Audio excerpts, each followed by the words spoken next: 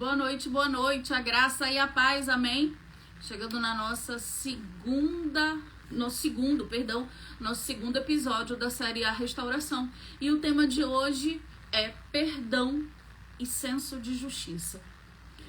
Todos nós já passamos, ou estamos passando, ou iremos passar por situações onde o perdão e o senso de justiça serão determinantes na nossa vida.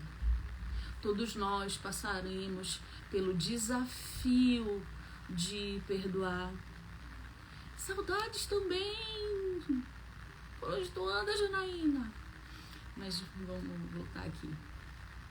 Para eu viver o que eu vivo hoje com o Daniel, e não vivemos na bolha, amém? O perdão precisou entrar nas nossas vidas. O perdão foi o segundo passo no nosso processo de restauração. Lembrando que pessoas restauradas é que conseguem restaurar não só suas vidas, como suas alianças, como qualquer outra área daquilo que nós constituímos. Então, se nessa noite tá faltando perdão aí, e antes que você diga, mas eu já perdoei, porque eu também falava, amém? Hoje é dia de aprender que o perdão é mais profundo do que você acredita que seja, e o quanto que o senso de justiça impede o nosso processo de perdoar. O senso de justiça é como uma sirene em alerta na nossa mente, amém?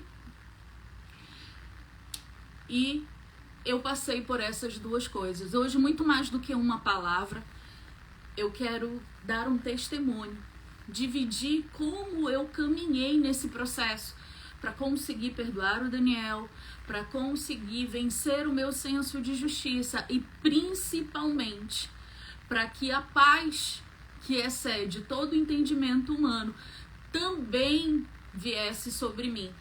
Porque um coração que está ferido, que está magoado, que está ressentido, que está chateado, que está aborrecido, um coração aonde a dor está sendo alimentada, é um coração aonde o Senhor não se move.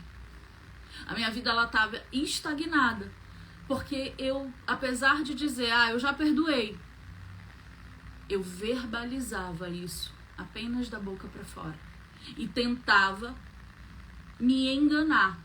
Porque quando eu dizia eu já perdoei, não era uma mentira que eu dizia, que eu pensasse e dissesse assim, não, eu vou dizer que eu perdoei para a pessoa parar de estar me perturbando, tentar me convencer que eu tenho que perdoar. Não.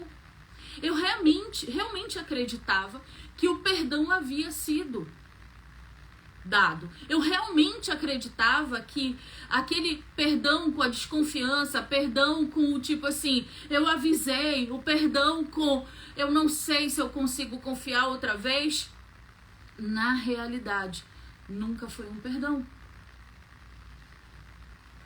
E aí, como é que eu consigo identificar que eu não perdoei? Como é que eu consigo identificar que ainda há raízes de amargura dentro do meu coração? Eu precisei aprender a identificar tudo isso para que eu realmente tivesse o meu processo de restauração sendo completado. E aqui eu estou falando da restauração pessoal. Aqui eu estou falando do entendimento de quem eu sou, qual é a minha identidade em Deus, como que eu consigo liberar as correntes que me aprisionam. Porque sim, a ausência do perdão e a essência do senso de justiça, quando latejam dentro do nosso coração, são como amarras e correntes, amarrando os nossos pés ao inferno. Para que vocês tenham noção da proporção, o quanto que eu me sentia injustiçada, ferida, preterida, abandonada, deixa eu tentar mais, magoada, repudiada. Eu me sentia tudo isso. Eu sentia que eu não merecia passar por aquilo que eu estava passando. Eu achava que tudo poderia poderia ter acontecido, mas não ter sido apunhalada como eu havia sido. E eu ficava procurando em mim, em alguns momentos, defeitos, que obviamente eu tenho, que justificassem eu ter passado por aquilo. E outras horas eu não conseguia encontrar em mim nenhum defeito que justificasse eu ter passado por aquilo. A minha mente era um fervilhão de pensamentos. Ora eu era totalmente culpada, ou ora eu era totalmente inocente. Eu não tinha o entendimento que sim, eu era as duas coisas. Porque eu era responsável por 50% de tudo o que estava e havia acontecido. Eu só consegui começar a ter esse entendimento a partir do momento que eu fui tirando essas correntes de cima de mim e consegui que o Espírito Santo começasse a se mover em mim. Mas aí você deve estar pensando, mas o meu marido não quer fazer isso. A minha esposa muito menos. Tá magoado, tá sentido, tá... Vocês sabem que eu não gosto da palavra humilhado. Eu já ensinei para vocês que humilhado e humilhação, quem passou foi Jesus. Nunca mais abra sua boca para proferir que você está sendo humilhado ou sofreu humilhação. Porque você inocentemente não levou cusparada na cara, porque você inocentemente não foi pregado numa cruz, porque você inocentemente não recebeu uma coroa de espinhos na sua cabeça, porque você inocentemente não foi julgado e condenado, o povo preferindo um ladrão do que o inocente. Então jamais devemos abrir a nossa boca e dizer que passamos por humilhação ou fomos humilhados. Você não vai ver no meu conteúdo eu jamais utilizando essa palavra. Porque no dia que o Espírito Santo me trouxe a revelação que o único que foi humilhado foi Jesus, eu disse, tá bom então. Eu e você passamos por provas, eu e você somos testados, eu e você somos moídos. Humilhados não. Porque não fomos inocentes. Lembra que a gente é responsável 50% de tudo que acontece? Mas eu ia pro lugar da vítima. Eu ficava pensando, mas poxa, eu fui parceira. Eu fui aquela mulher que não desistiu. Eu passei 1 ano. Quem leu o livro, e se você ainda não leu, por favor, adquira, que eu tenho certeza que isso vai edificar a tua vida. Eu passei 1 ano, gente. Você sabe o que é você passar 1 ano, 12 meses da tua vida, eu acho que até um pouquinho mais, ouvindo todos os dias, 3 a 4 vezes no dia, que o teu marido ia morrer? Você consegue se imaginar nessa cena? Você vendo seu marido acamado há mais de 1 ano, sem andar, dependendo de você, você tendo que dar banho nele, você tendo que trocar suas fraldas, a sonda, dar remédio, alimentar, cuidar, virar de um lado para o outro por conta das escaras, enfiar sua mão numa ferida que fedia a carne podre, aonde entrava isso aqui da minha mão, aonde as fezes iam todas para essa cavidade lesionada, aonde eu tinha que tirar, além da secreção, fezes de dentro dessa cavidade, e sem demonstrar para ele qualquer sentimento de nojo, de medo, de solidão, de pânico.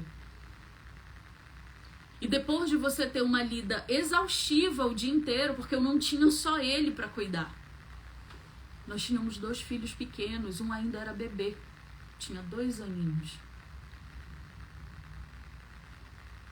E sem que eu tivesse o direito de fraquejar. Financeiramente quebrados, vivendo de favor dos meus pais, e ainda com tudo isso, você receber a equipe médica e 3 vezes ao dia, por mais de 1 ano, ouvir de domingo a domingo, de sol a sol, teu marido vai morrer. E todos os dias você dizer, ele não vai morrer. E dias que você desabou, escorregou pela porta, chorando, sem que ninguém visse o teu desespero. Então eu me recusava em perdoar o Daniel, porque vinha à minha memória cada uma dessas fases que eu passei. Cada vez que me disseram que ele ia morrer, que não havia jeito. Cada vez que na madrugada eu dei banho, eu cuidei, eu limpei.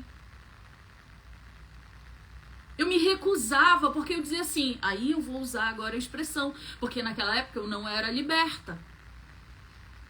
Eu dizia, ninguém sofreu mais humilhação do que eu sofri. Lembrando, eu tô falando de um tempo que eu não conhecia a verdade.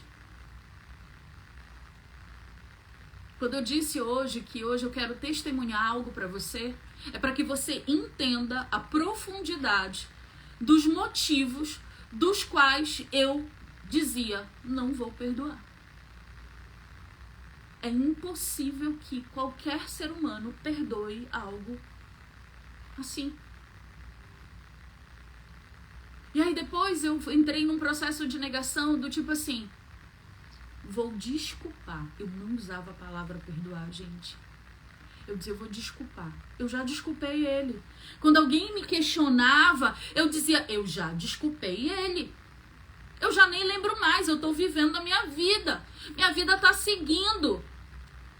Eu só quero que a dele siga também e ele pare de me perturbar. Mas na realidade eu não tinha perdoado. Eu não tinha virado a página. Eu alimentava as minhas dores. Eu tenho convicção, porque eu já estive do outro lado da terra. Eu já estive onde você está. Eu sei o que você está sentindo. E eu posso dizer com segurança e certeza que assim como eu, há momentos, eu não estou dizendo que você faz isso sempre, ok? Eu não estou falando que isso é algo que você faça de um modo premeditado, ok?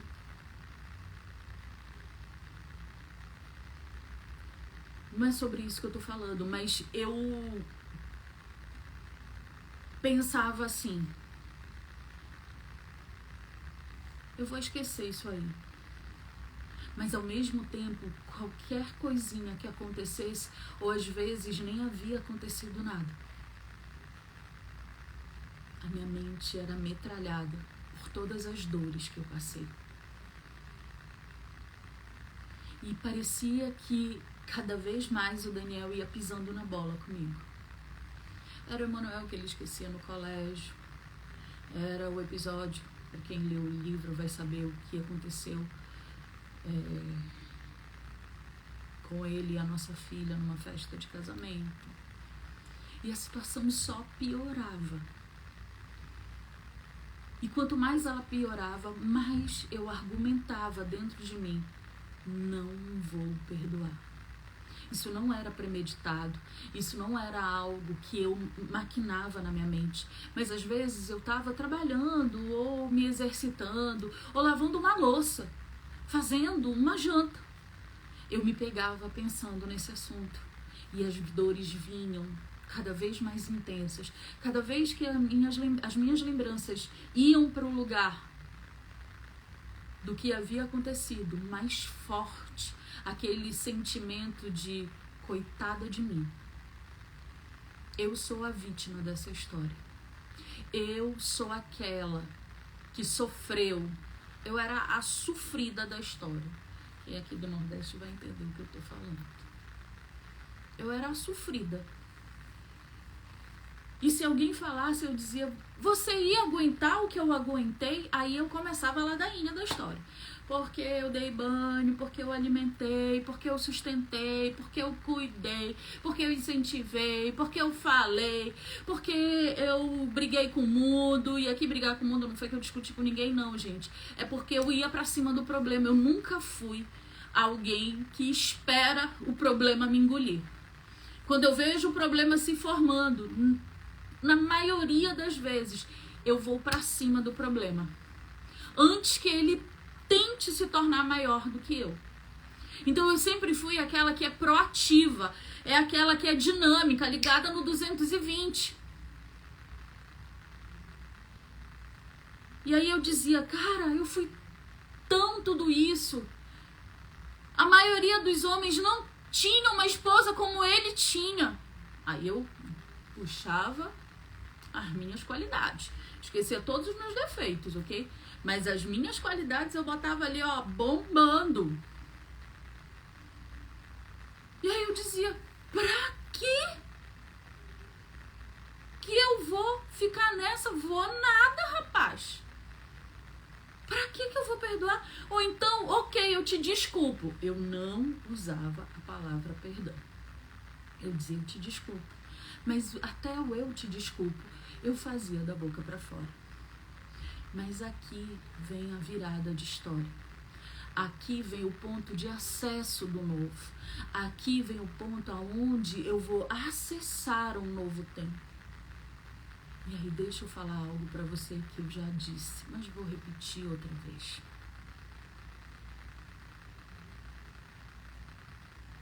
Quando o Daniel, ele, que era uma só carne comigo, saiu do lugar da vítima, sabe o que o Espírito Santo fez comigo?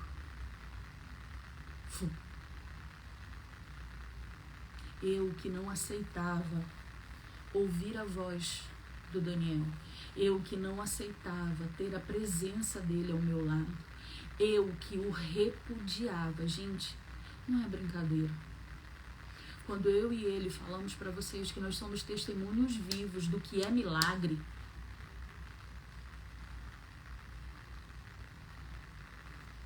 é porque é milagre. Porque outra coisa não tem nem como qualificar. Eu sentia ânsia de vômito. Isso é real.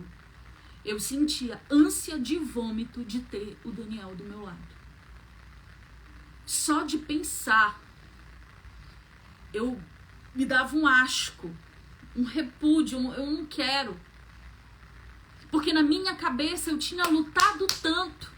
Eu tinha sido tão boa esposa. Eu tinha sido parceira. Eu só tinha esquecido que eu era difícil de lidar. Que eu ainda sou, tá, gente? Porque Jesus está tratando. Que eu olhava pra ele e dizia assim, ninguém segura no meu pulso, ainda fazia o gesto. Dona de mim, do meu nariz. Dona da verdade, da razão. Eu, me desculpar, mas nem morta. Mas quando o Daniel entendeu que ele não era uma vítima, o Espírito Santo fez isso comigo. Me levou para um outro acesso. Ele me tirou do acesso, eu sou a vítima. Tudo que está acontecendo comigo não foi minha culpa. Eu fiz a minha parte. Uma das frases que eu mais gostava de confrontar o Daniel e quem tentasse me demover do que eu estava pensando e sentindo era: eu cumpri com todos os meus votos. O que eu prometi no altar para ele, eu cumpri cada uma das palavras. Eu fui fiel, eu cuidei na saúde, na doença, eu permaneci na riqueza e na pobreza. E se ele não tivesse feito tudo isso, a morte tinha nos separado.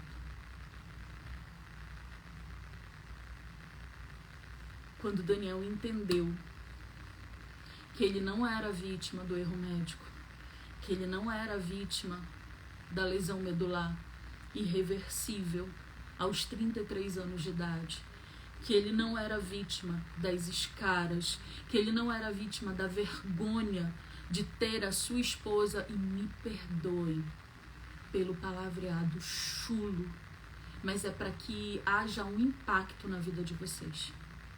Que ele não era uma vítima, porque a esposa dele, várias vezes no dia, não era uma, várias, precisava limpar a bunda dele suja de merda Você já parou para pensar? A maioria dos casais nem vão ao banheiro fazer o número 2 com o cônjuge vendo, sim ou não? Imagina você com 33 anos de idade, deitado numa cama, e a tua esposa ou o teu marido tendo que limpar a tua bunda suja de merda inúmeras vezes no dia. Você acha que isso é fácil? Eu não estou aqui para colocar uma régua no sofrimento de ninguém. Eu só estou testificando para vocês que o que acontece aqui do outro lado da câmera chama-se milagre. Por isso que ninguém vem me contar uma história triste achando que eu vou dizer, desiste que não tem jeito, porque eu vou dizer, tem jeito. A minha história conseguiu ser pior do que a tua, e se eu tô aqui, significa que Deus vai fazer na tua vida a mesma coisa que fez na minha. Ninguém vai me contar uma história difícil depois que eu vivi uma história impossível. Porque eu sei qual é o tamanho, a proporção de uma grande dor. Eu sei o que ela faz dentro de nós. Eu sei o que ela faz fora de nós. Ninguém vai me contar. Então eu não aceitava. E de novo eu vou falar para você a mesma frase chula que eu repeti ainda há pouco 2 vezes. Eu não aceitava ter passado mais de 1 ano limpando a bunda dele de merda para depois ele ter feito tudo o que fez. Eu não aceitava o fato dele ter caído sem antes ter me pedido ajuda. Talvez isso fosse o que mais me doía. É porque nós éramos parceiros de tal forma que eu limpava a bunda dele de merda. E como que ele não me contou que ele estava caindo? Por que depois do primeiro da primeira carreira de cocaína, ele não chegou em casa e me contou? Fiz besteira. Eu não aceitava. Eu dizia, se eu fui parceira o suficiente para limpar a bunda dele, por que eu deixei de ser parceira para ele me dizer que estava fraco? Eu não aceitava. E como eu não tinha entendimento, eu me sentia humilhada. Hoje eu sei que humilhação só Jesus passou. E eu não uso essa palavra. Eu não tenho a ousadia e nem a coragem de me classificar como alguém que foi humilhado. Eu não tenho essa ousadia. Porque há dentro de mim hoje um temor. E um temor que só o Espírito Santo consegue colocar dentro de nós. Sabe o que eu vejo? E é por isso que o processo de perdão não rompe em nós. É porque a gente quer colher um fruto daquilo que não plantou. Cíntia, para ouvir, minha irmã. Você só está contando o que o teu marido fez. Enquanto você não deixar que o Senhor seja senhorio do teu coração, enquanto você não consegue ouvir mais e falar menos, o Senhor não consegue falar com você. Isso aqui é um exercício de como a gente deve se relacionar com Deus. Hoje foi um dia que a minha oração não teve uma palavra. Daniel saiu para trabalhar bem cedo, eu fiquei em casa. O Emanuel, se eu deixar, ele vai até meio-dia, adolescente, né, gente?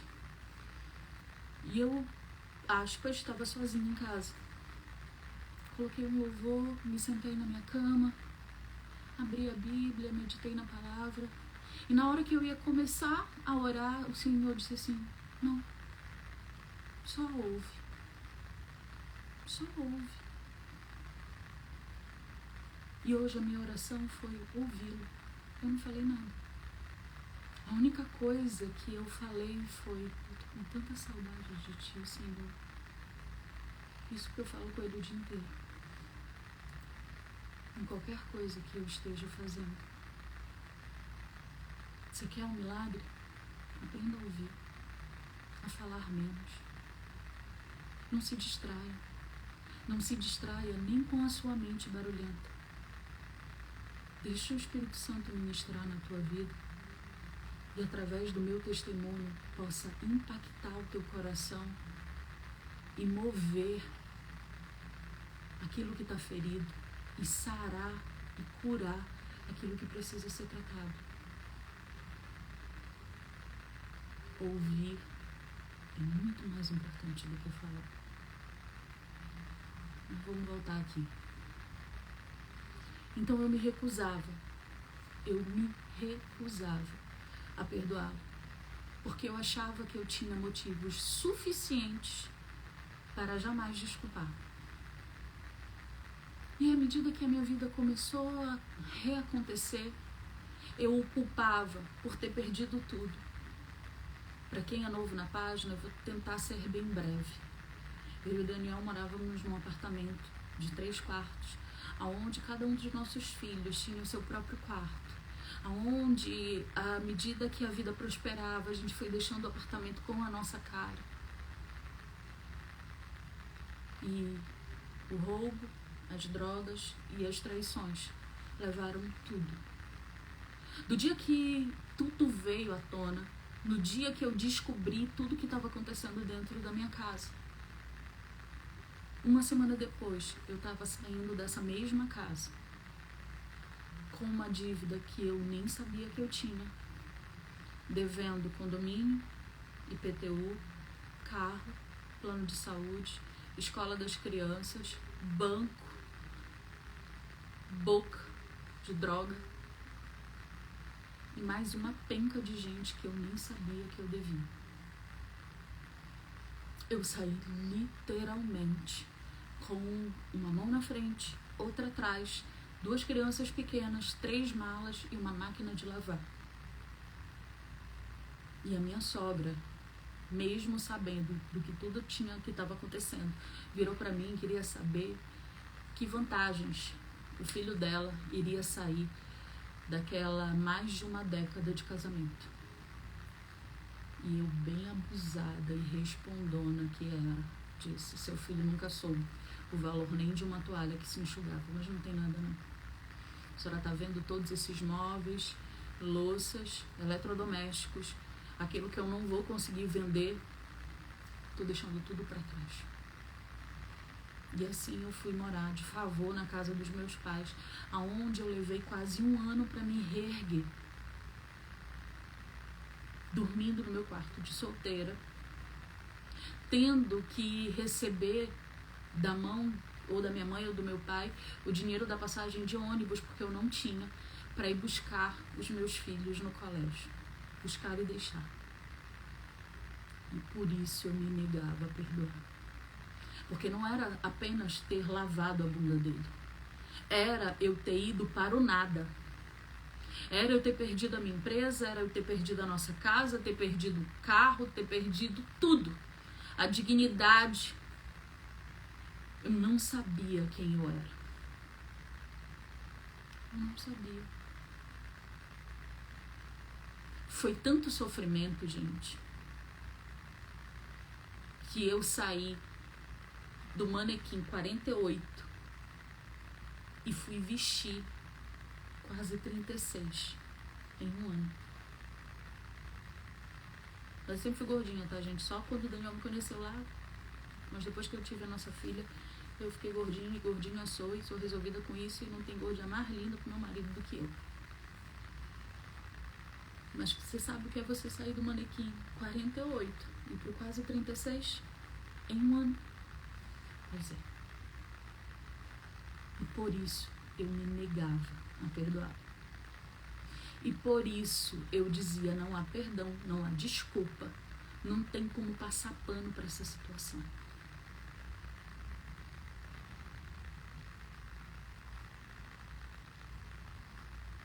Mas quando a gente não perdoa, não é o outro que é impactado pela nossa dor. Não é o outro que é impactado pela nossa mágoa. Não é o outro que é impactado pelos maus pensamentos, pela total ausência de paz. Não é o outro que sofre o que você está sofrendo.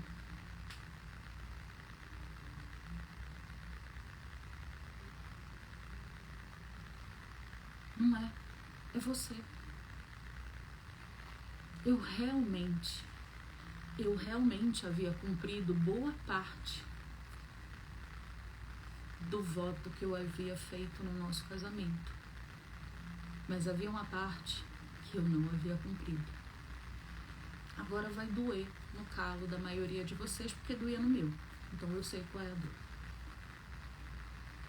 Primeira legalidade que eu abri no meu casamento. Eu não era submissa ao meu marido. E antes que as feministas de plantão, se há alguma aqui, venha gritar alguma coisa, eu tô falando de uma submissão bíblica, ok?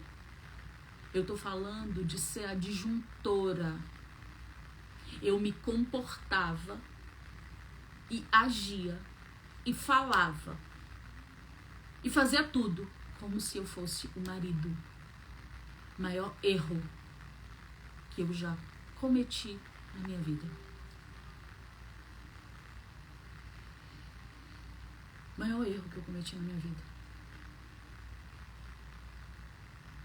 Eu achava que eu era a super mulher.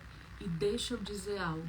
Sabe de quem é a culpa da gente achar que somos super mulheres? Que a gente tem que segurar todas as ondas? Que acha muitas das vezes que somos mães do nosso marido? Outro erro que eu cometi. Eu passei a tratar o Daniel como se ele fosse meu filho e não meu marido. Com o Emanuel, que é um adolescente que vai fazer 13 anos, o sistema é o seguinte: aqui não é uma democracia, quem manda é a mamãe. Mas o Emanuel saiu do meu ventre. O Emanuel é meu filho, o Daniel não. E eu agia com o Daniel como se ele fosse meu filho. Tá começando a entender onde estava os meus 50% disso tudo? Sabe qual era a lei da minha casa? Quem come do meu pirão, apanha do meu cinturão. Eu passei a vida inteira ouvindo a minha avó dizer essa frase. Isso é uma frase que se usa muito no norte, eu não sei dizer no resto do Brasil se usa ou não. Mas o significado dela é: manda quem pode, obedece quem tem juízo. Quem põe mais dinheiro na casa é quem grita. Conseguiu perceber? Eu só tive uma carreira de sucesso porque eu tinha um backstage atrás de mim. O que é backstage? Eu tinha quem segurava a minha onda. Porque todas as minhas ausências dentro de casa, na minha cabeça, eu estou botando comida na mesa, então eu sou ausente dentro de casa. Eu sou ausente como esposa, eu sou ausente como mãe, eu sou ausente como dona de casa, eu sou ausente como aquela que cuida. A minha jornada de trabalho, às vezes, era de até 14 a 16 horas por dia. Eu começava o meu dia muito cedo e terminava muito tarde. E aí isso fez de mim alguém arrogante, autoritária, dona da verdade. O Daniel, eu não menti para a mãe dele quando eu disse que ele não sabia nem quanto custava, nem aonde comprou as toalhas que ele se enxugava. Mas sabe por quê? Porque eu fui tomando esse lugar.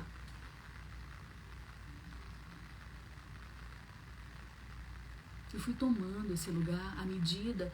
Eu achava que à medida que a minha carreira prosperava, o meu domínio dentro de casa tinha que ser maior. Nos dias de hoje, ok? Fazendo comparação, lembrando que meu último trabalho como CLT já tem mais de uma década, tem 11 anos. Quando eu saí do meu emprego 11 anos atrás, para cuidar do Daniel. Isso era outra mágoa que eu guardava. Eu havia parado uma carreira em ascensão para cuidar dele, para no final ele ter feito o que fez. Isso era o que eu pensava.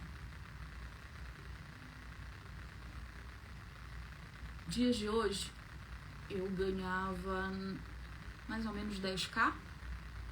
Na alta temporada isso podia dobrar, e sempre dobrava. Enquanto ele não conseguia ganhar nem 3 salários. 2,5, quando muito. o meu dinheiro pagava todas as contas da casa. Entenda, eu não estou dizendo que você não deve ter uma carreira, eu não estou dizendo que você não pode ser bem-sucedida, eu não estou dizendo que você não pode ganhar mais do que seu marido, eu só estou dizendo que eu fui quebrando princípios. O deserto, ele não chega na nossa vida assim. Na maioria das vezes, nós plantamos isso em pequenas ações, em pequenos gestos. Você quer ver? Começa o relacionamento de maneira errada. E aqui eu estou me referindo de maneira errada, de uma maneira não cristã. Vai quebrando princípios desde o início da composição dessa aliança. Você vai colher a quebra de todos esses princípios, como eu colhi também. Quando eu conheci o Daniel, gente, eu estava desviada. E desviada, segundo a Bíblia, é casa de demônio. Por que é casa de demônio? Porque o Senhor adorna, limpa a casa, Satanás passa, vê a casa limpa, mas vazia, volta e traz consigo 7 demônios piores do que ele. Isso significa o quê? Que quem se desviou é casa de demônio. Pois é, eu era casa de demônio quando eu conheci o Daniel, eu estava desviada. Então, meu relacionamento, o início do meu namoro com o Daniel, não foi um namoro cristão. Não foi. O Daniel não era nada. O Daniel não podia dizer nem que ele era ateu, nem agnóstico, porque nem para isso ele parava para pensar. Ele achava que Deus existia, mas era algo tão distante dele, algo que ele nunca buscou, que ninguém falou e ensinou, que para ele Deus era festa de São João. É verdade. Ou Sírio de Nazaré. Era o mais próximo que ele tinha de referência.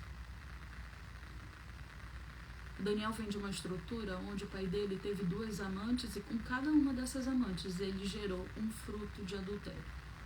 Inclusive, a mais velha desses frutos de adultério tem a idade do Daniel. 7 ou 8 meses mais nova.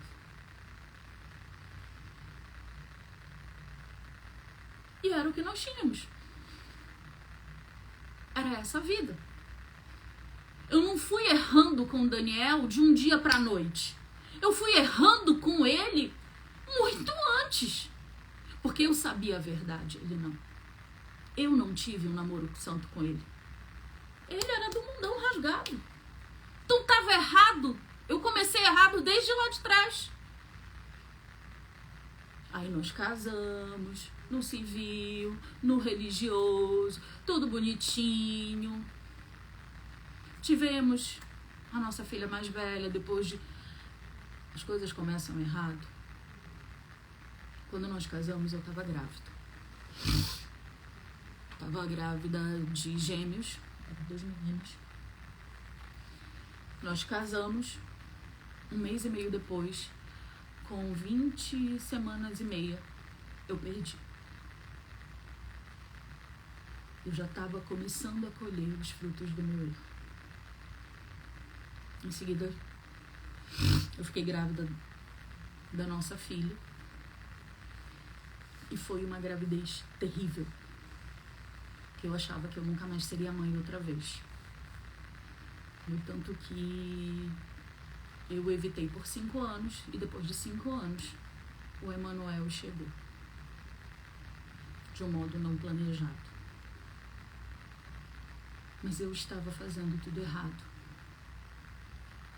Eu estava fazendo tudo errado. Eu achava que eu tinha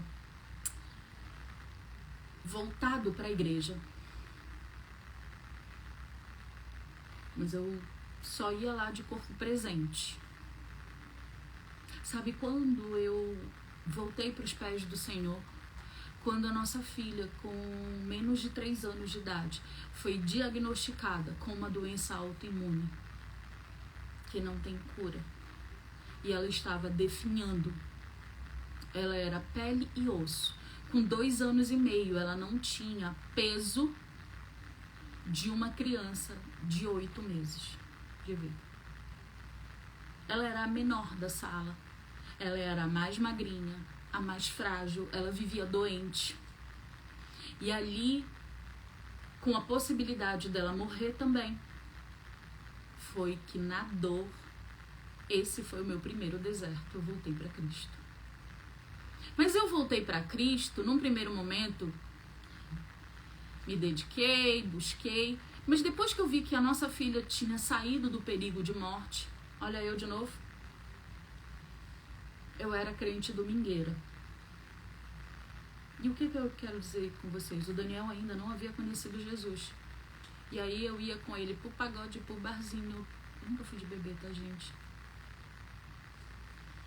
Mas riscava uma cerveja, ou um vinho, ou uma bebida destilada.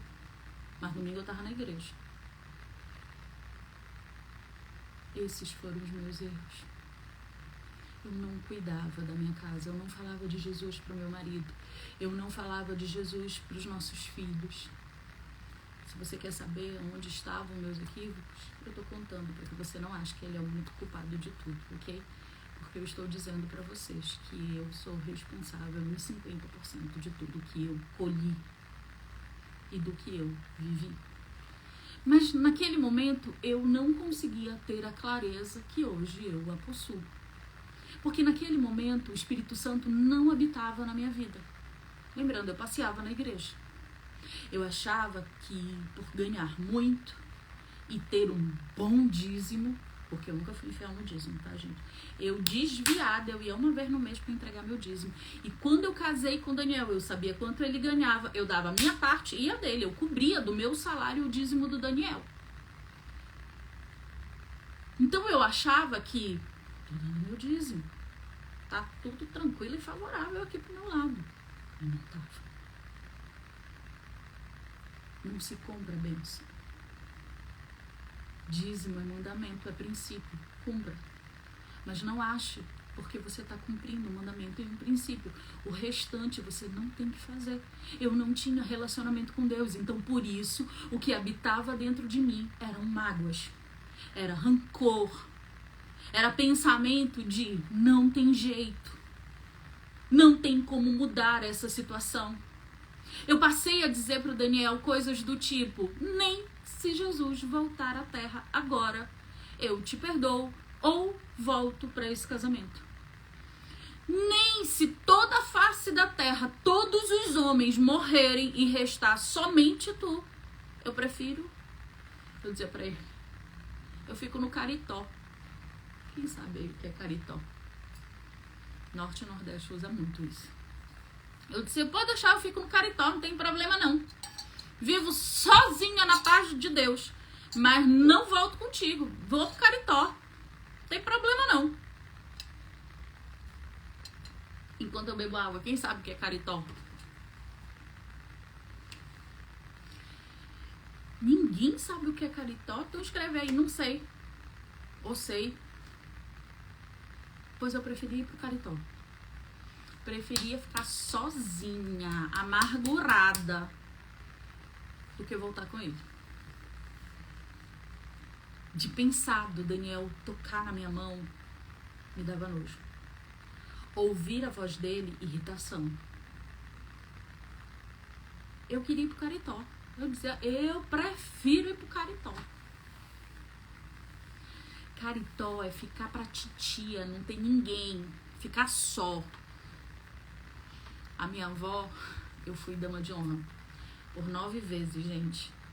E a minha avó era supersticiosa e ela um dia disse pra minha mãe, essa menina não pode mais ser dama de honra, porque essa menina não vai casar, ela vai ficar no Caritó. Essa eu acho que foi a primeira vez que eu ouvi essa palavra, tendo entendimento do que ela significava, ok? Então eu preferia ficar solteirona, sozinha, amargurada pra titia, do que voltar com o Daniel. Eu preferia o Caritó. Tamanha era a mágoa que eu carregava. Mas quem era que carregava? Eu. Não era ele, não. Era só eu. Era Era eu que não tinha paz, era eu que não tinha sossego, era eu que não tinha as orações ouvidas por Deus, era eu que tinha maus pensamentos, era eu que vivia de mau humor. Porque quando o que habita no nosso coração são dores e mágoas, o que você vai colocar pra fora é aquilo que tá dentro do teu coração. Então, o que tinha no meu coração? Vitimismo, orgulho, mágoa, rancor. Era o que tinha. É o que temos para hoje. Eu pensava, a vida é isso aí. Cada um que segure os seus B.O.s. Mas aí veio um novo acesso. Hoje a galera gosta de dizer, pega esse código, pega essa chave. E o Senhor vem ministrando na minha vida a palavra acesso. Foi aí que o Senhor me levou para um novo acesso. Aonde, à medida que ele acessava o Daniel, que ele transformava a vida do Daniel, que ele curava o Daniel, que o Daniel nascia de novo nele. Eu que era uma só com ele. E entenda o que eu vou falar para você.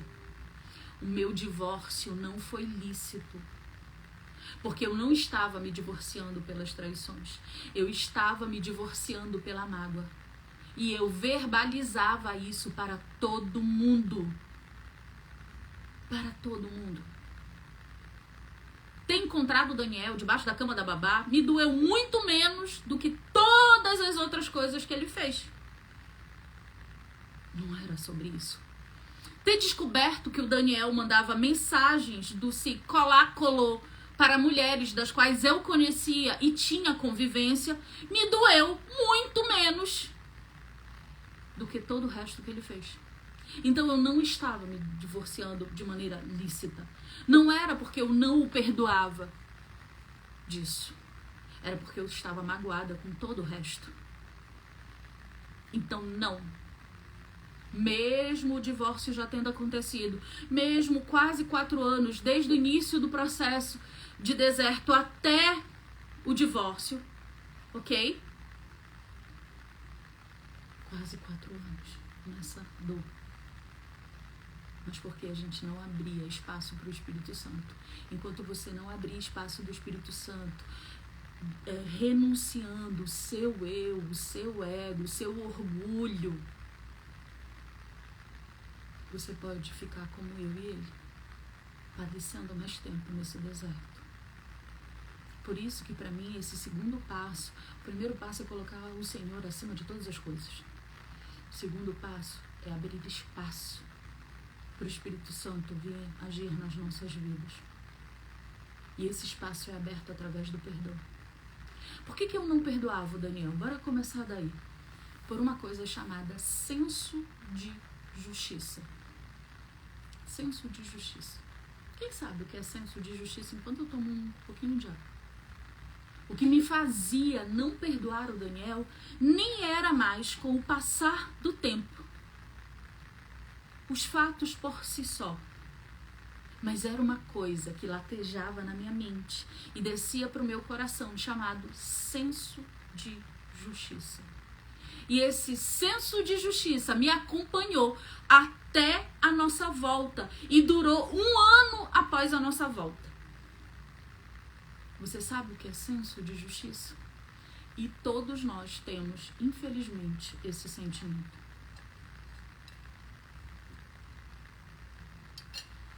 Quem tem irmão aí? Quem, assim como eu, tem irmão? 1, 2, 10, não importa. Tem irmão? Ou aquele amigo que é quase que um irmão? Eu sou a caçula. Eu tenho um irmão mais velho, 4 anos mais velho do que eu. Eu era a cagueta. Ele dava um passo, eu tava contando pra minha mãe. E aí o meu irmão gritava. Qualquer coisa que eu fazia, e por eu ser a caçula, 4 anos de diferença, menina, quando ele levava 5 sandalhadas, eu levava 1. Então, ele vendo que ele apanhava mais do que eu, ele dizia para os nossos pais: Não é justo.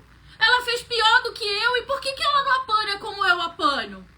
Porque tudo que eu faço, eu sou punida, eu fico de castigo, é me chamar da atenção, é dito pra mim, tá vendo? Tu é o mais velho, dá um exemplo pra ela. Ela pode fazer o que ela quiser e não acontece com ela o que acontece comigo. Quem já ouviu, quem já disse isso? Ou, aí era como meu irmão se vingava de mim. Eu gosto de comer as coisas de pouquinho, saboreando. O meu irmão, Páscoa, os nossos pais compravam um ovo de Páscoa pra ele, um ovo de Páscoa pra mim. O dele, ele comia em 5 segundos. Ele quebrava as duas partes, enfiava tudo na boca, mastigava assim, engolia, que era pra ninguém pedir nenhum pedaço pra ele. E ele comeu dele sozinho. Eu, penosa, ia comendo de pouquinho. Comi um pouquinho de manhã, comi um pouquinho à tarde. E antes que eu conseguisse chegar à metade do meu ovo de Páscoa, numa vacilada minha, ele ia na geladeira e comeu tudo que eu não tinha comido. Aí, como irmãos, o que acontecia? A briga. Aí, a minha mãe descia sandalhada em mim e nele. E como eu tava gritando, porque o ovo de Páscoa era meu, se eu gritasse mais, eu apanhava mais. Aí eu dizia, não é justo eu apanhar, não é justo eu ficar de castigo, ele que comeu meu ovo de Páscoa. Quem já se sentiu injustiçado porque acreditou que o irmão não levou o que merecia em meio a uma briga de irmãos? Ou porque a mãe se saiu mais pelo irmão do que por você? Ou porque o pai deu razão pro irmão e não deu para você, mesmo você achando que você estava na razão? Quem já se sentiu injustiçado numa situação assim? Por que eu estou usando isso de exemplo? Para que você entenda o que é senso de justiça. Porque não tem coisa que mais chateie uma criança. É ela sentir que os pais dão mais razão pro irmão do que pra ela. Sim ou não? Só que eu preciso confessar pra vocês, eu era a menina e a caçula. Então essa balança ficava sempre mais favorável pra mim do que pro meu irmão. Até hoje, gente. Eu tenho 43, ele 47, ou seja, quase 50. Eu fui em Belém agora em abril. E aí o meu pai foi me buscar no aeroporto e veio me contando, rindo. Meu irmão queria que ele fizesse alguma coisa na casa de praia dos meus pais. E aí o meu pai disse que para ele esperar um pouco, que naquele mês não, qualquer coisa assim. E aí ele virou pro meu pai e disse assim, eu vou esperar a Daniela chegar, porque eu tenho certeza que se ela pedir pro Senhor, o Senhor não vai negar, porque tudo que ela pede o Senhor faz, mas eu não. Além dele estar de vitimista na história, ele ainda estava declarando o senso de justiça dele, dizendo que eu tinha muito mais influência sobre o nosso pai do que ele. Da mesma forma, a gente se sente em relação ao nosso cônjuge. Ah, eu sou a queridinha, eu sou a neném do papai. Se perguntar pro meu pai até hoje, os meus filhos às vezes tiram onda com a minha cara, porque eles perguntam pro meu pai, vô, a mamãe é o quê? Ele diz, a neném do papai. E amém por isso, amo ser mimada pelo meu pai. Mas voltando ao assunto que nos leva aqui, senso de justiça é tudo aquilo que você acha que foram injustos com você. É tudo aquilo que você vê de uma maneira parcial e totalmente voltada para você. Não foi justo o que me falaram, não foi justo o que fizeram comigo, não foi justo a atitude tomada, não foi justo, não foi justo, não foi justo, não foi justo. Essa frase, não foi justo, martelava na minha mente. Eu pensava, cara, olha o que eu fiz por ele. E olha o que ele fez comigo. Eu esquecia das sementes que eu plantei durante anos e que chegou um tempo de ser colhidos os frutos. Eu só conseguia lembrar do agora. Sabe por que o senso de justiça acontece? Porque eu esqueço dos erros do passado e faço jus de valor e julgamento sobre o que aconteceu agora. Aí eu vou achar que é sempre injusto.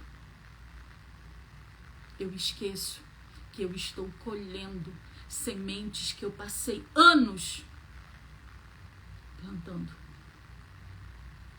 Eu havia passado anos plantando. Hoje eu consigo ter o entendimento como que eu queria que o meu marido chegasse para mim e dissesse: eu caí, eu falhei, quando eu era tão altiva, quando eu dizia que ele não era nada e eu era tudo. Você vai se abrir com uma pessoa assim? Alguém que está sempre com o dedo te julgando, dizendo que você não é suficiente. Eu não estou dizendo que ele estava certo. Mas sobre isso, eu estou falando sobre os meus maus comportamentos. Então, o senso de justiça é quando eu vou fazer jus de valor de algo que está acontecendo agora, aonde eu esqueço que eu sou responsável, porque lá atrás eu plantei essas sementes.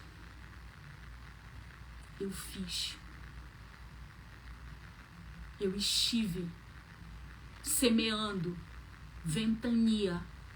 Então é óbvio que eu vou colher vendaval. Tudo de bom e tudo de ruim que acontece na nossa vida são sementes que nós plantamos. Outro equívoco que eu cometia.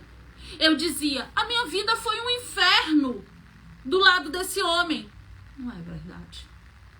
Eu estava usando os sentimentos atuais para fazer jus de valor do passado. Eu havia esquecido o quanto que o Daniel foi responsável em me ajudar em casa enquanto eu estava ausente.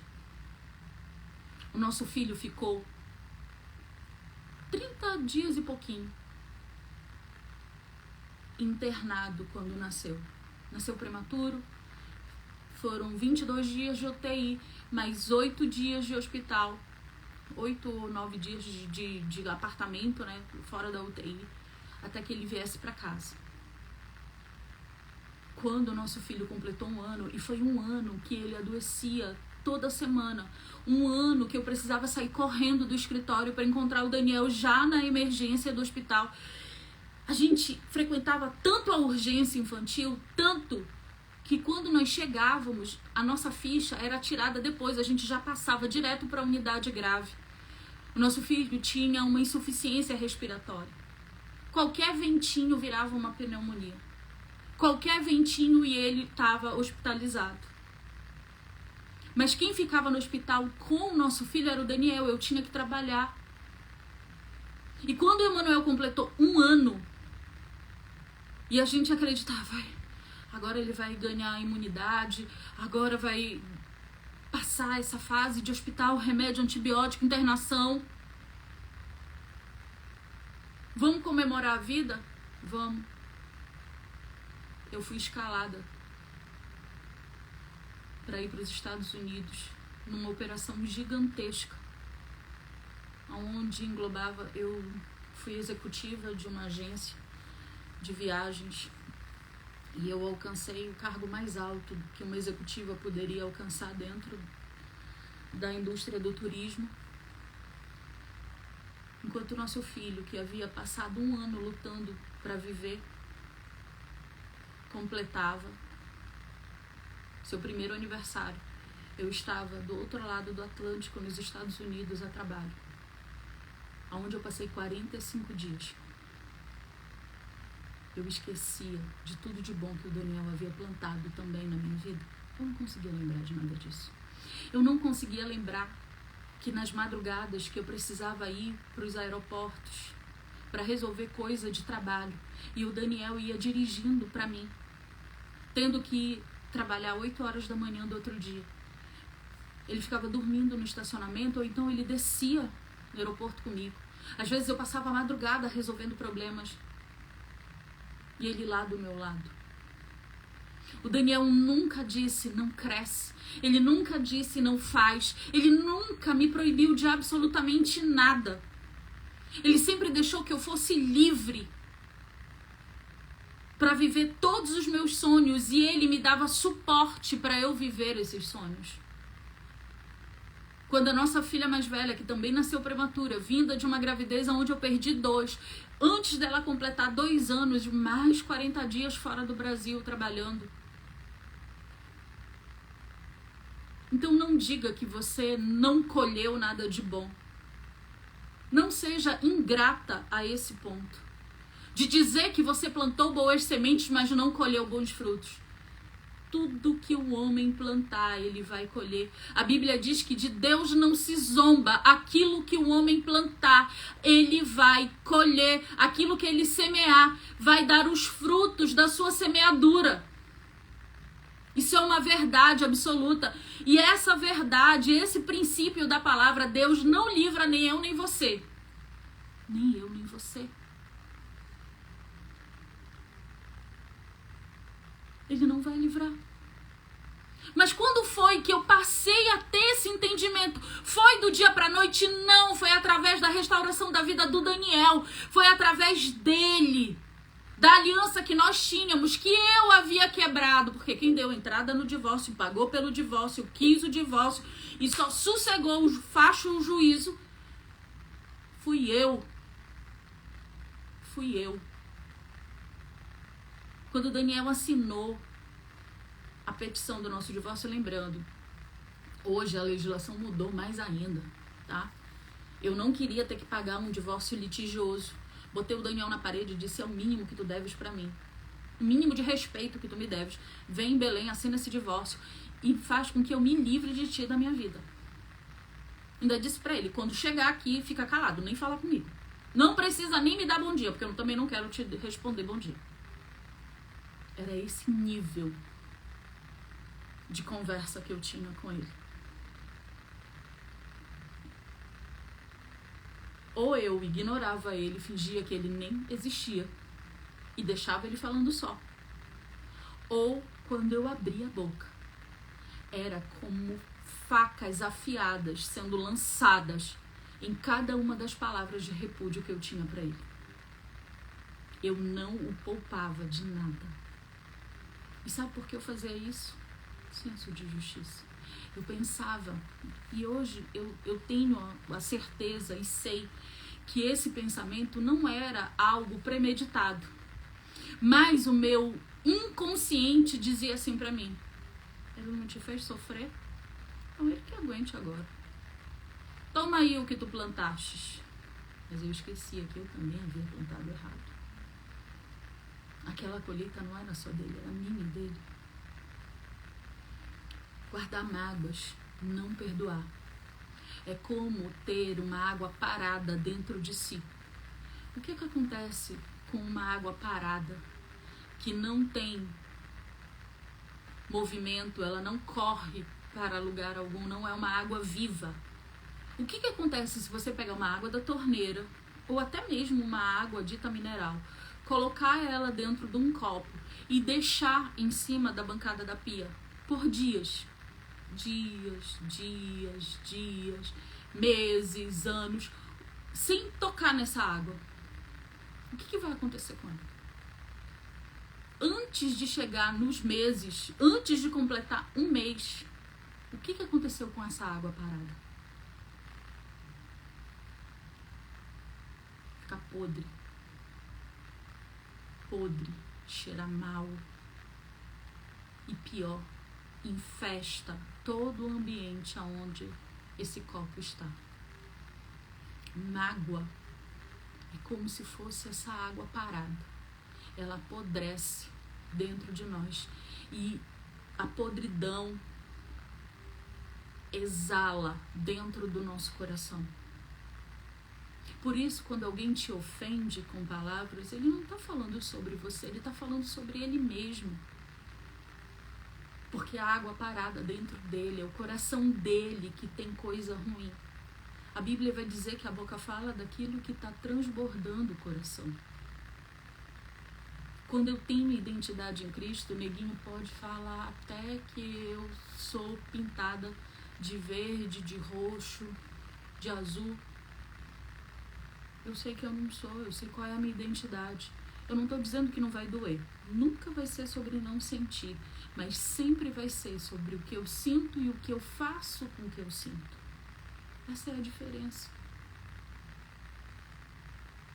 Eu aprendi a perdoar quando Daniel saiu do lugar de vítima Eu aprendi a perdoar quando Daniel parou de se importar com as minhas ofensas. Eu aprendi, parece contraditório, né? Tu que ofendia e tu que tem que perdoar. Sabe por quê? Porque eu sou uma só com ele. Ninguém toma, gente, um remédio para dor de cabeça sem que os princípios ativos desse remédio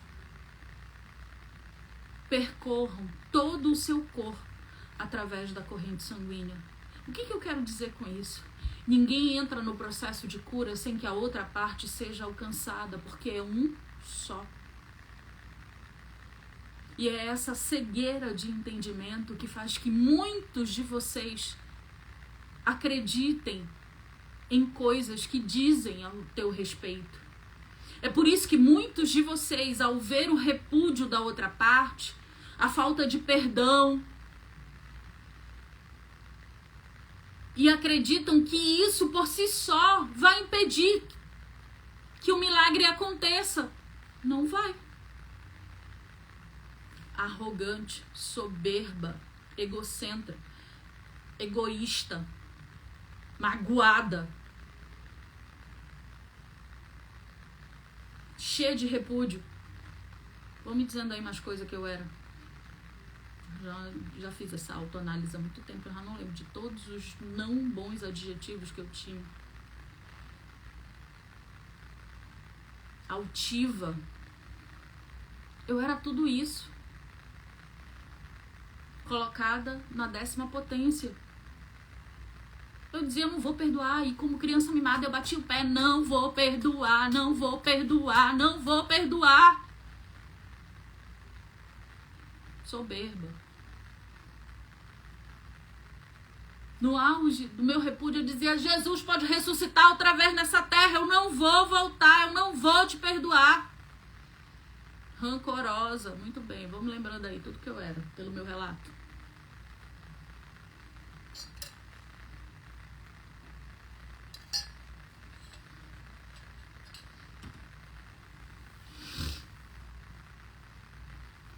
E aí, em cima disso, eu comecei a ver o Daniel diferente. Eu passei a testar o Daniel. Eu afrontava, ele não me respondia. Eu afrontava, ele não se fazia de vítima. Eu afrontava e ele se mantinha exatamente na posição. Eu dizia para as outras pessoas, rapaz, não cai na lábia dele, não. Isso daí é tudo papo furado. Que ele tá indo pra igreja, tá sendo discipulado pelo pastor Antônio. Diz pro pastor Antônio ficar de olho, viu? Vai fazer besteira. Eu desmerecia ele de tudo e pra todo mundo.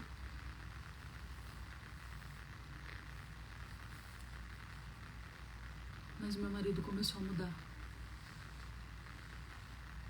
Eu comecei a ver o nascer de novo dele. Quando eu digo para vocês que pessoas restauradas é que restauram suas alianças, porque isso é um fato, isso é uma realidade. Pode pegar todos os canais de restauração, todos vão dizer basicamente a mesma coisa. Cristão, tá? Não é povo doido do mundo, não. Eu me entreguei pro Senhor. Eu fui buscar um relacionamento profundo com Deus. Eu me tranquei no meu quarto. Eu fui viver o meu processo. Sim ou não? Será se cada um que já passou pelo que você está passando está dizendo a mesma coisa e você ainda não compreendeu que é sobre você? Que é sobre você. Eu vou só responder porque eu imagino que você seja nova na página. Até me seguir na rua, Daniel seguia, ok? Mandava mensagem, criava fake, me seguia na rua, me stalkeava. O negócio era estreito. É sobre você. Quem tem que ser restaurado é você. Enquanto você depositar sobre outra pessoa a responsabilidade daquilo que é sobre você, você não vai obter resultados diferentes dos que está tendo agora. As pessoas tendem a dizer, não, tá endemoniado. Até tá, gente? Até tá. Mas não é só isso.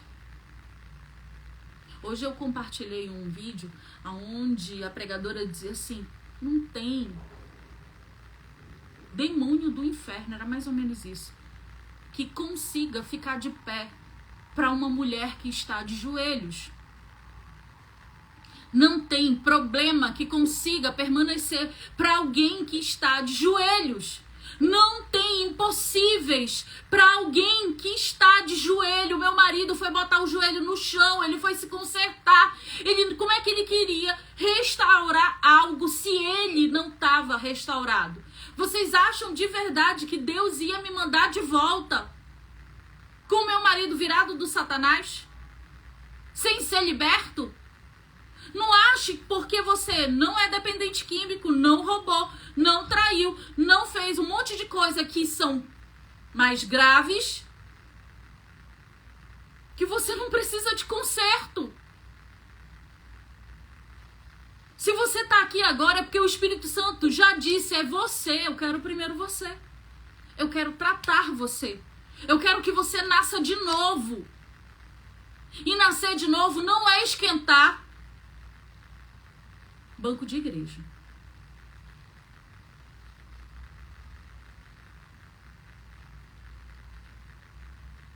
Não adianta você dizimar e o teu coração não ser do Senhor. Olha que curioso. Ontem na live tinha mais ou menos a mesma quantidade de pessoas. E aí eu perguntei, eu acho que ontem à noite mesmo, hoje cedo, não lembro. O que você aprendeu na live? Eu fiz essa pergunta e deixei uma caixinha dizendo quais são as tuas maiores dificuldades no processo de restauração. Foi proposital. Enquanto o que você aprendeu na live não recebeu nem 10 comentários, o que tem te impedido a restauração recebeu 250 caixinhas. E aí eu fui ler. Eu fico pensando, mas é porque eu sou humana, tá, gente? Mas eu fico pensando, como é que Deus vê tudo isso? Porque você diz que não ouve a voz de Deus. Você diz que Deus não te ouve. Você diz que Deus não atende às tuas orações. Deus não vai mandar o carro do ovo, nem mandar colocar um outdoor na tua porta para dizer, eu tô falando contigo. A voz do Espírito Santo, ela é suave.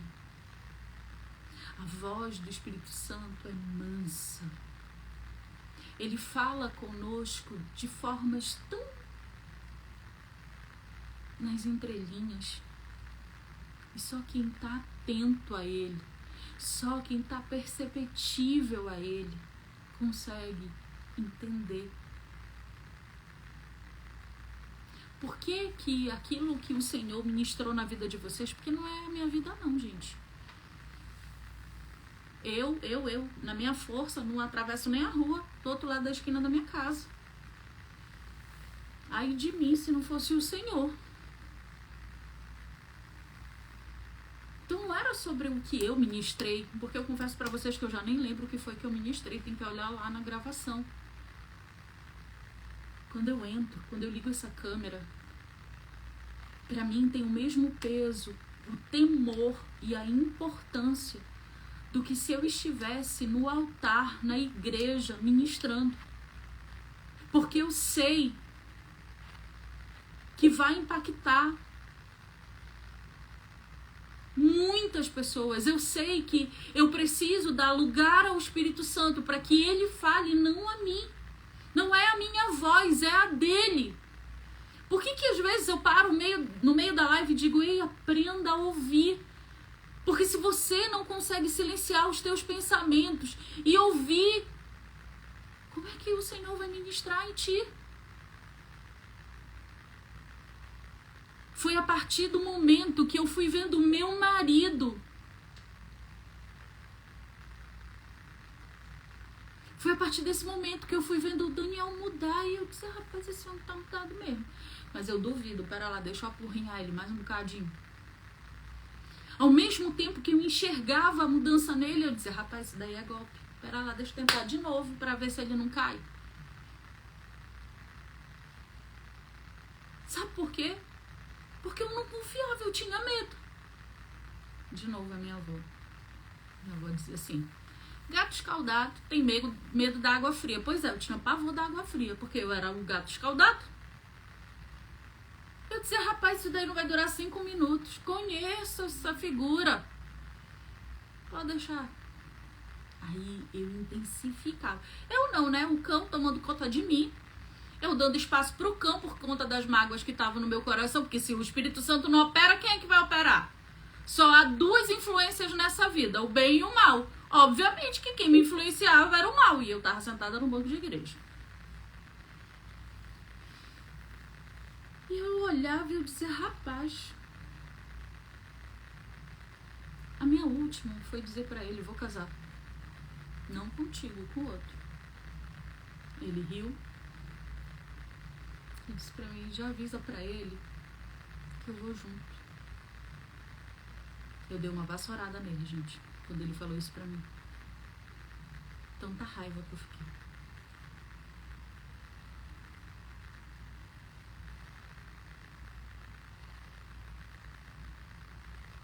O Daniel acertou 100%? Não. Eu cheguei pronta e preparada para ele? Também não. Isso não é o que vai acontecer. Nem você vai estar 100% para receber. E nem quem está voltando vem pronto e preparado. Quem contar isso para você está mentindo. A Janaína, que é da turma 12, estava no início da live, nem sei se ela está aí. Ela escreveu, eu estou no processo de restauração, a volta. Eu garanto para vocês que é mais difícil do que o deserto sozinho. A volta é colocar à prova tudo que Deus te ensinou, ministrou e curou. É a hora de tirar a prova. Ó, a Janaína tá aí. Ela pode bem falar o que é a volta.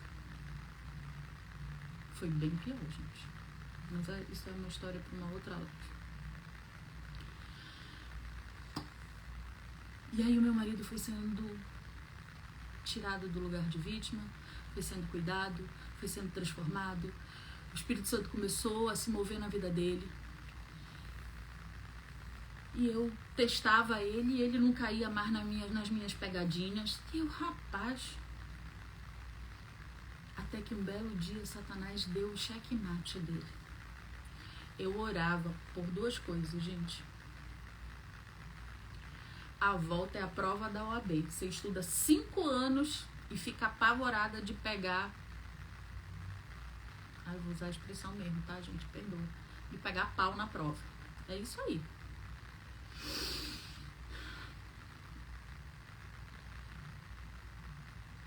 E aí eu fui aceitando a presença do Daniel, o Senhor foi criando circunstâncias, eu fui aceitando a presença do Daniel, até, eu não vou contar toda a história, porque tem o nosso testemunho na internet, tem o livro, para você que ainda não leu.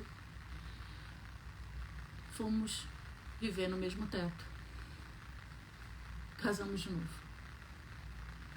Você está pensando que a falta, a ausência do perdão e o senso de justiça parou de bater na porta? Porque na volta, o que é difícil multiplica por 10. Eu comecei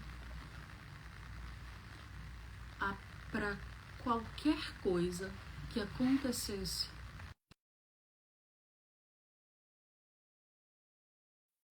o prato que não foi lavado, o menino que não foi pego no colégio,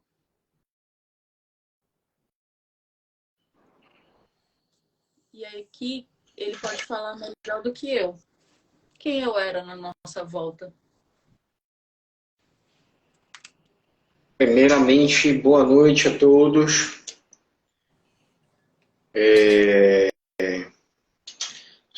Sobre o retorno. Quem era E a Dani? minha ausência de perdão. A gente ainda chega aí. É porque é o tema pra gente ir. Bom, a Daniela, para variar, como, não a Daniela, como todo mundo diz que não, eu já perdoei, tá tudo certo. Pode voltar para casa que eu já perdoei. E simplesmente quando no primeiro desentendimento, ou então no primeiro copo sujo em cima da mesa, que não vai botar papinha no lugar, vem tudo à tona. Porque tu eras assim, tu não vai mudar, e começa. E simplesmente, se a gente não tomar uma decisão, se a gente não tomar uma decisão de mudar, difícil sair do lugar. Então, a gente precisa tomar decisão. Bora lá? Perdão. Simplesmente o perdão a gente pode fazer muito espontaneamente da boca para fora. Agora, como é que estão as tuas ações e as tuas atitudes sobre o que tu estás falando? Eu perdoo a traição dele. Eu perdoo ele ter me tratado mal. Mas como é que as tuas ações, as tuas reações dentro de casa ou perante a ele? Mesmo que você esteja ausente, fora de casa. Nós começamos a live tem mais ou menos quase 1h20 e tem uma moça que não consegue parar de falar só dos problemas e dos erros do marido. Ele está no passaporte da felicidade e tal, tudinho. Então, isso aí a gente não consegue vencer. A Daniela, no entanto, que quando teve nosso retorno, eu lembrei um dia desses, ficamos 8 meses tendo centelha, faísca, curto-circuito em casa. Nem de andar para pegar fogo mesmo. E nem andar de mão dada na rua a gente andava. A tal da foto. Eu voltei para casa, eu me recusava a andar de mão dada com o Daniel. A tal da foto tão bem requisitada, tão bem falada aí na rede social, mas aí tem uma foto sozinha onde ele está, não sei o... Que bobagem. Ah, o status. O status dele e dela ainda está como solteiro. Fiz isso. Gente, entendeu? E quando eu realmente tomei uma decisão que aquilo ali não me importava mais, eu entreguei para quem? Eu ia resolver? Eu ia chegar com a Daniela, sacudir ela, bora, troca lá, tu é obrigada porque a gente casou de novo. Não cabia a mim esse poder, pessoal. E não cabe nenhuma de vocês. E todos vocês que estão o tempo todo aí, infelizmente, só falando do problema que vocês estão passando. Rapidinho. Eu ia... Só para testificar o que o Daniel está falando, eu me recusava a tirar o contato do ex e das pessoas que eram ligadas a ele, a mãe e a irmã. Eu não mudei o meu nome nas redes sociais, eu deixei o meu nome de solteira. A foto de perfil em todas as redes sociais era minha, sozinha. E ele ainda era bloqueado em todas as redes sociais. Só para testificar. Entendeu? Então, quando realmente... Isso aí também está lá no livro, porque senão a gente vai estender muito a live, sobre quando eu passei pelo meu processo do meu auto-perdão. Quando eu realmente consegui vencer, me perdoar do que tudo eu causei. Porque tudo isso que a Daniela falou, eu fiz. E está bem discriminado cada detalhe, passo a passo lá no nosso livro. Eu primeiro passei por esse processo, mas depois que eu consegui fazer a minha entrega verdadeira da minha vida para o Senhor, da feita que eu realmente consegui superar tudo que eu causei, tudo que aconteceu na minha vida. Por exemplo, até hoje eu tenho sequelas do que aconteceu na parte da cirurgia. E aquilo ali eu ficava o tempo todo, igual uma hiena, igual a Gabriela, ó céus, ó terra, que vida mais difícil. E eu ficava naquilo, não deixava de olhar para minha esposa, deixava de olhar para meu filho, deixava de olhar para minha filha, deixava de olhar a quem estava ao meu redor. porque eu ficava só naquele meu problema. Então, quando eu superei isso, eu estava preparado o quê? Para receber a Daniela de volta. Porque se você, preste atenção no que eu vou falar agora, por favor, dá uma segurada até nos dedinhos aí, só para vocês escutarem e entender. Se eu não tivesse feito uma decisão, se eu realmente não tivesse feito a minha entrega verdadeira para Deus, se Ele não tivesse me transformado, eu não estaria preparado para receber a Daniela.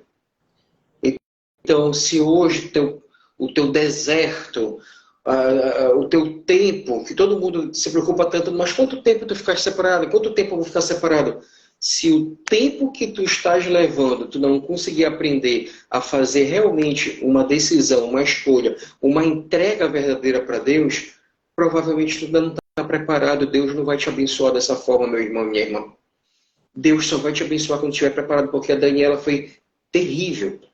A Daniela foi terrível para eu aguentar todo o rojão.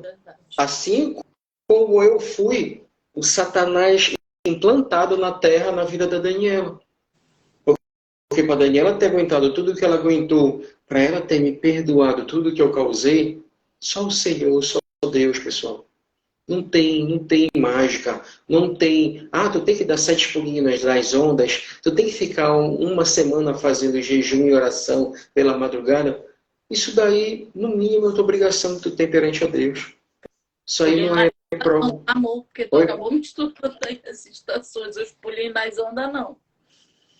Não, o que eu estou falando é que o pessoal acha que tem uma pólvora, amor. O pessoal acha que tem uma magia, que tem uma... Sabe, tu vai fazer um negócio e vai acontecer. Se tu não realmente mudar para te receber tudo isso que está acontecendo, tudo isso que vocês estão escrevendo aí, não vai dar certo, pessoal. Então, realmente... Olha o acesso aí que eu e o Daniel estamos passando para vocês. O acesso foi o Daniel se perdoar, o Daniel nascer de novo em Cristo, o Daniel começar o processo dele de restauração, ok? Na realidade, a ordem é um pouco diferente. Foi o Daniel começar o processo dele de restauração, se perdoar por aquilo que ele fez, colocar o Senhor na primazia. Minha irmã, aqui, o meu marido foi quem lutou pelo casamento, mas poderia ter sido eu. Não é sobre se é o homem, se é a mulher. O Senhor chama um. Ok? Então ele chamou você. Você tem que mudar. E a mudança que aconteceu foi que o Daniel não aceitava mais as minhas ofensas, as minhas afrontas. Ele olhava e dizia: Deus vai cuidar disso. Deus vai cuidar disso. Tá aí a Janaína, foi nossa aluna da turma 12. Tá no processo há um ano da volta do marido para casa. O dia que for fácil, não é do Senhor. A porta continua estreita. Ela não mudou. Não importa se é o marido ou é a esposa quem está buscando. O Senhor levantou um. Esse é o acesso. A partir do momento que o Daniel mudou, porque quando ele foi transformado, o que eu fazia já não o impactava como impactava antes. Entendam o que eu estou falando. Não é sobre não sentir. Vocês acham que casados de novo, morando no mesmo teto, o Daniel tendo que saber que o meu celular ainda tinha o contato, não só do meu ex, como também da mãe dele, da irmã dele. O meu celular dormia dentro do meu travesseiro. O Daniel era proibido até de olhar para o meu celular. Proibido. E o que mais dava gatilho no Daniel? Pode responder. Mas, bom... O celular. Para mim, realmente, o que mais me perturbava era o celular. Porque a Daniela falava direto com ele. Era direto, era o tempo todo. E até disso eu me libertei também. Porque, quando volto a dizer para vocês, é impressionante. Parece que a gente não fala muito claramente. Ou então, como as pessoas estão tão obcecadas pela situação, pela circunstância, não conseguem dar ouvidos. Se você não estiver preparado para receber seu milagre, não vai funcionar. Aí a gente está tentando instruir, está tentando orientar, ajudar da melhor forma. E aqui é uma live que, por sinal, ela é 0800. Não foi cobrado nada, não está sendo pago nada. Gente, mas quando meu marido não quer nada com Deus, não é sobre o teu marido, é sobre você. Eu Então, afrontava o Daniel e ele parou a responder a minha afronta e começou a responder de uma forma diferente. deixa eu lembrar vocês num algo que foi bem importante quando nós fomos morar juntos de novo. E isso foi muita, realmente, primeira coisa, mão do Senhor, e em seguida foi pelo meu pastor Antônio, que ele falou muito com a Daniela.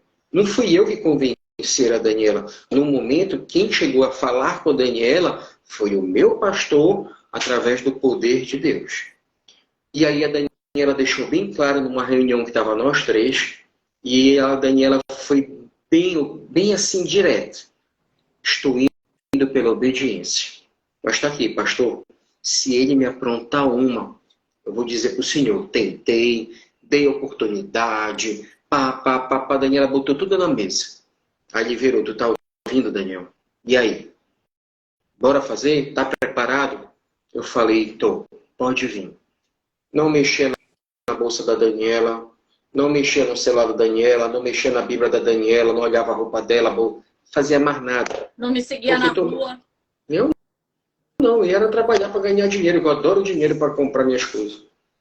Então, é sobre você o processo. Não é sobre se seu marido ou sua esposa não quer o casamento ou não quer nem saber de Deus. Não é sobre o outro.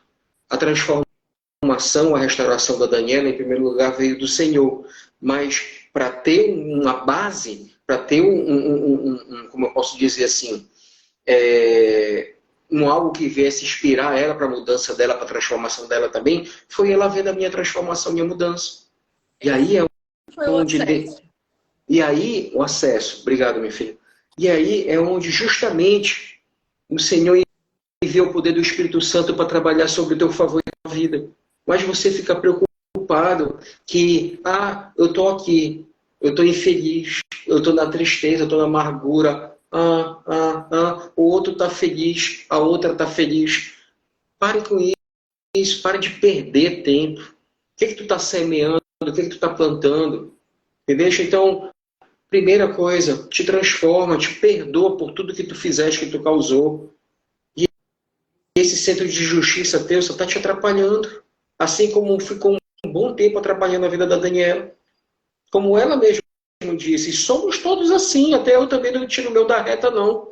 Todos nós temos que buscar melhorar e transformar todo dia. Todo dia um tantinho mais a gente melhora. Amém? Era isso.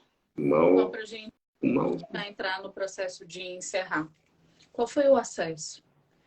A transformação do Daniel foi tirando a água parada de dentro de mim. É como se aquele copo cheio de água suja que estava dentro de mim e não queria sair, começou a ser esvaziado. Começou a ser esvaziado. Começou a ser esvaziado. É um processo, gente. Não é algo que é assim. Se alguém disser para você é assim, essa pessoa está mentindo para você. Isso não é verdade.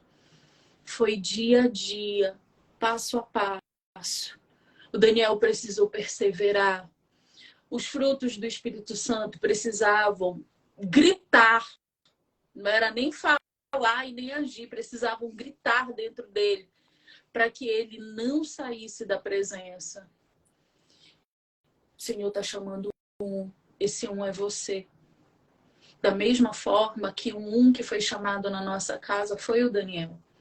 Sabe toda afronta que o teu cônjuge faz agora? Todo repúdio, toda palavra de não gosto, não amo, não quero, não perdoo, não esqueço, não volto, não tem jeito. Olhem para mim. Gente, vocês não têm noção.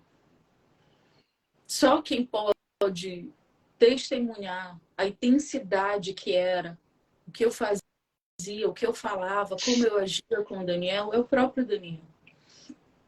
Eu era tão afrontosa que até quando o nosso pastor disse, vocês vão voltar, eu repreendi a palavra do homem em cima do altar.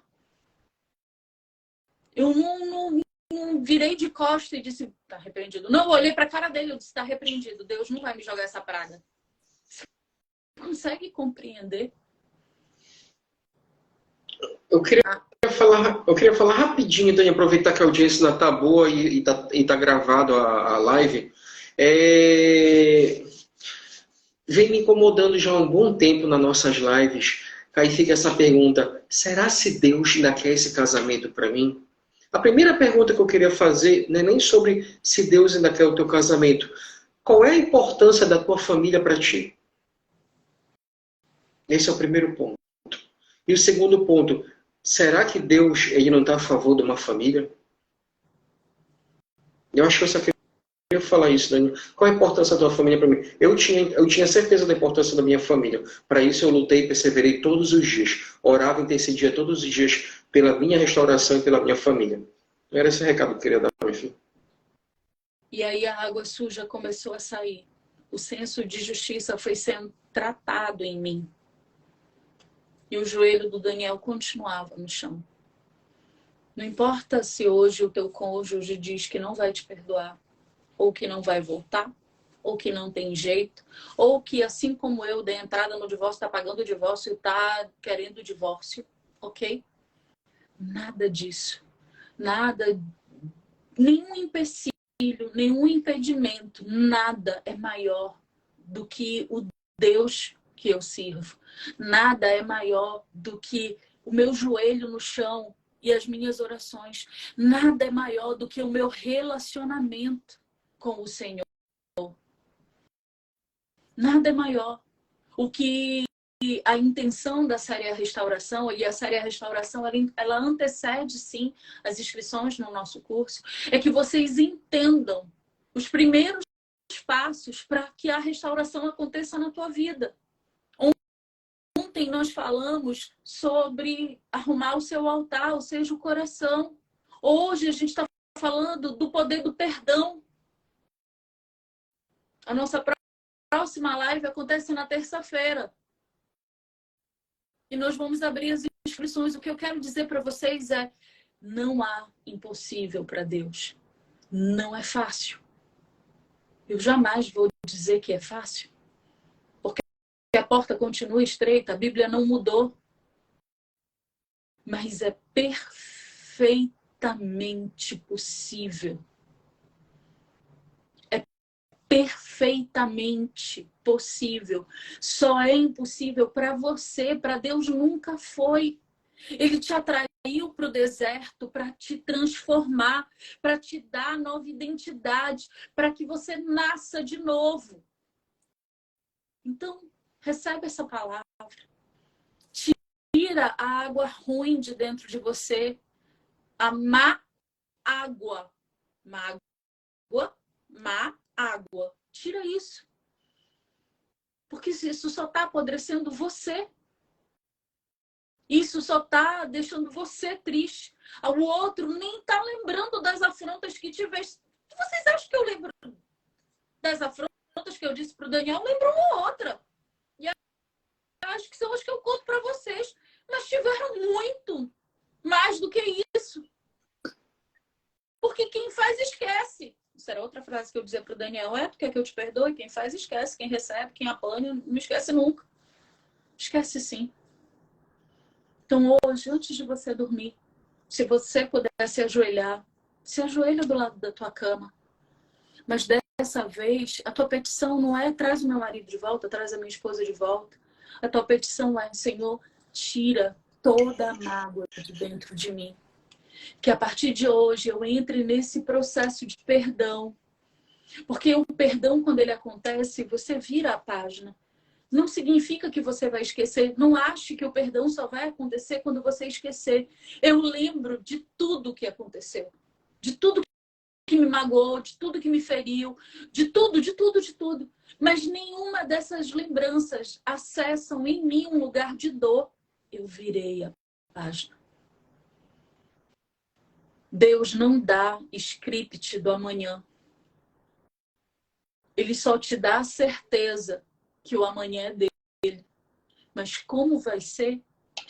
Não fique esperando Deus dizer para você, não, pode ir pela direita, que nada vai acontecer. Não é assim que funciona. Não é assim que a Bíblia relata. A sistemática da palavra é você dá o primeiro passo e depois o Senhor coloca o chão.